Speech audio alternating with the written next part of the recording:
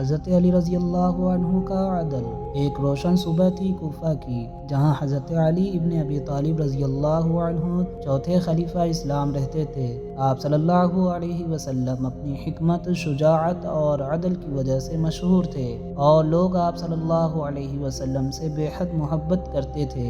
ایک دن حضرت علی رضی اللہ عنہ بازار سے گزر رہے تھے کہ آپ صلی اللہ علیہ وسلم نے دیکھا ایک عیسائی آدمی ڈھال بیچ رہا ہے۔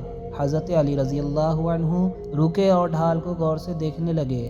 آپ صلی اللہ علیہ وسلم کے چہرے پر سنجیدگی چھا گئی۔ حضرت علی رضی اللہ عنہ نے نرمی سے کہا، یہ ڈھال میری ہے۔ وہ شخص حیران ہو گیا، آپ کی ڈھال نہیں امیر المؤمنین، یہ میری ہے، میں نے اسے خریدا ہے۔ حضرت علی رضی اللہ عنہ مسکرائے، میں نے یہ نہ بیچی ہے نہ کسی کو دی ہے، یہ جنگ میں گم ہو گئی تھی اور میں اسے پہچانتا ہوں، لیکن یہاں جھگڑنے کے بجائے ہم قاضی کے پاس چلتے ہیں۔ سوچنے کی بات ہے کہ مسلمانوں کا حکمران، جس کا حکم ہی قانون تھا، وہ خود عدالت میں ایک عام آدمی کی طرح کھڑا ہونے پر راضی ہو گیا۔ مقدمہ قاضی شریح کے سامنے پیش ہوا، جو اپنی انصاف پسندی کی وجہ سے مشہور تھے۔ کوفہ کے لوگ یہ منظر دیکھنے کے لیے جمع ہو گئے۔ حضرت علی رضی اللہ عنہ سکون اور وقار کے ساتھ کھڑے تھے۔ سامنے عیسائی شخص ڈھال لیے کھڑا تھا۔ قاضی شریح نے دونوں کو سلام کیا اور حضرت علی سے کہا، امیر المؤمنین، آپ کا دعویٰ کیا ہے؟ حضرت علی رضی اللہ عنہ نے جواب دیا،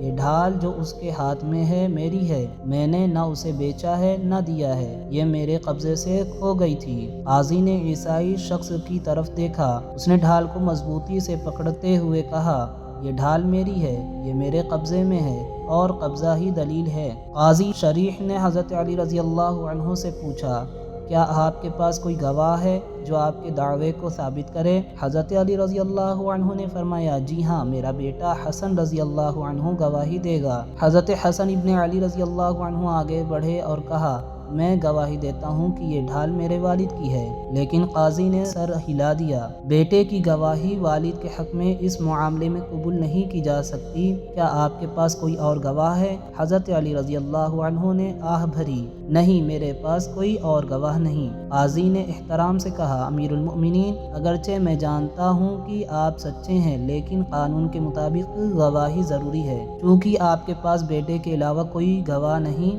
اس لیے فیصلہ اس شخص کے حق میں کیا جاتا ہے جس کے قبضے میں ڈھال ہے۔ یوں مسلمانوں کے خلیفہ اپنے ہی مقدمے میں عدالت میں ہار گئے۔ عیسائی شخص حیران رہ گیا، اس نے دیکھا کہ حضرت علی رضی اللہ عنہ بغیر غصہ یا شکایت کیے فیصلہ قبول کر رہے ہیں۔ آپ صلی اللہ علیہ وسلم خاموشی سے جھکے، پلٹے اور عدالت سے نکل گئے۔ اس آدمی کا دل کانپ اٹھا، اس نے سوچا، یہ مسلمانوں کا حکمران ہے، یہ چاہتا تو ڈھال طاقت سے لے سکتا تھا، قاضی کو حکم دے سکتا تھا، لیکن یہ عام آدمی کی طرح عدالت میں کھڑا ہوا اور اپنے خلاف فیصلہ بھی مان لیا۔ اس کی آنکھوں سے آنسو بہہ نکلے۔ وہ دوڑتا ہوا حضرت علی رضی اللہ عنہ کے پیچھے گیا اور کہا، امیر المؤمنین، ڈھال واقعی آپ کی ہے، میں نے جھوٹ بولا، یہ میری نہیں، میں نے صرف آزمانا چاہا تھا۔